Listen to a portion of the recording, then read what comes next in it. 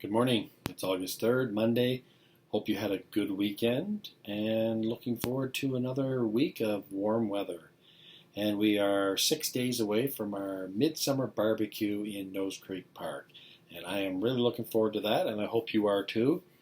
And as I said before, spread the word that we are having this event because some of the people that are in our group do not either get these emails or they don't read them. And even if you have friends, bring friends along. We'd love to have you bring some friends to the barbecue. So anyway, that is on Sunday, August 9th at 5 p.m. in the park. And like I said, I will send you out an email this week with more details. So it is August 3rd. And what happened on August 3rd in history? Well, in 1492, Christopher Columbus left Spain with the three ships, the Nina, the Pinta, and the Santa Maria, heading for the Indies. Well, he thought he was heading for the West Indies, but that's not what he found, as we know. In 1900, the Firestone Tire and Rubber Company was founded. And in 1936, American sprinter Jesse Owens won his first of 4 gold medals in Berlin, Germany, in front of Adolf Hitler, believe it or not. Jesse Owens, if you don't know, he was a black sprinter. And Adolf Hitler was not happy for him winning the gold medals, but he won 4 gold medals at those Olympics in Berlin. In 1966, the South African government banned the Beatles records. Yes, we cannot allow that terrible rock and roll to destroy our society. Anyway, that was this day in history, August 3rd. Our devotion today, we were talking about how Paul longed for getting together with the believers again. And as I mentioned in the devotion, Paul couldn't get together with the believers. We're not 100% sure when he wrote this one whether he was in prison or not, but he was most likely imprisoned, and that's why he couldn't get together with them. So there was some distance between them. He could have been traveling, could have been in another town, but they believe he was probably in prison when he wrote this one. But he longed to get together with other believers. He knew that it was important to fellowship in person with other believers. And as I mentioned, the situation we're in now, we've been 4.5 months where we have not been able to do that. And some of you have the same desire as Paul did to get together. You have that same longing that you can't wait till the time where we can get together and fellowship in person again. It's important. And there are also some that have grown very accustomed to the way things are. And I make no judgment on anybody.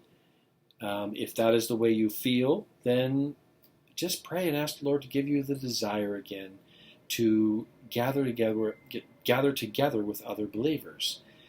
And I know for a fact that some have not even watched one live stream in 4.5 months. They have just grown accustomed to having their own time. And like I said, there's no judgment. But God's plan for us is that we live in community. It's so important. We grow better when we are in community. Now, there's definite benefits to having the live stream. And some of those are that we're in the summer right now, and there's some people, they do a lot of traveling in the summer. Some people spend the summer up at the lake. That's okay. But with the live stream, they have the ability to tune in and watch church, whether they're on vacation in Ontario, in British Columbia, they're just up at the lake in Alberta. There's that advantage that you can tune into church while you're away. And if you're sick, you can't come to church, you have the ability to tune in. In the wintertime, if the weather was bad, we have a snowstorm, we're still doing the live stream. You don't even have to leave your house. You don't have to go out in the snowstorm and risk getting in an accident. You can sit home and watch the live stream. Those are the advantages. The disadvantages, of course, are that we do not get together in person and have that community, that fellowship. And as I mentioned in the devotion, it doesn't matter whether we're talking about having groups meet in our home, because there's still, even through the summer, there are groups that the 246 groups, or the Imago groups, what they call them now, are still meeting, some of them, and they are enjoying growth in their group. So it doesn't mean that we necessarily have to meet in a group meet in the church to meet together as a group and fellowship. But it's important that we meet together with other believers and fellowship. That is how we build relationships. That is how we build community. That is how we take care of each other, is by being in community. So if you don't, that doesn't mean you can't grow in your faith. There have been people during this COVID-19 time that have grown incredibly in their faith. They have taken the opportunity, this extra time, to study the Word, to read, and have grown in their faith. So it's not that you can't grow in your faith, but we are meant to live in community. We are meant to take care of each other. So that is God's plan for us. And so if you haven't got the desire right now, just pray that God will give you the desire, that once we start meeting together as a body, as a church body again, that you would have that desire, because it's important for every single one of us. We are never meant to live on our own, in solitude. We were meant to live in community, because that's where our relationship and growth comes from.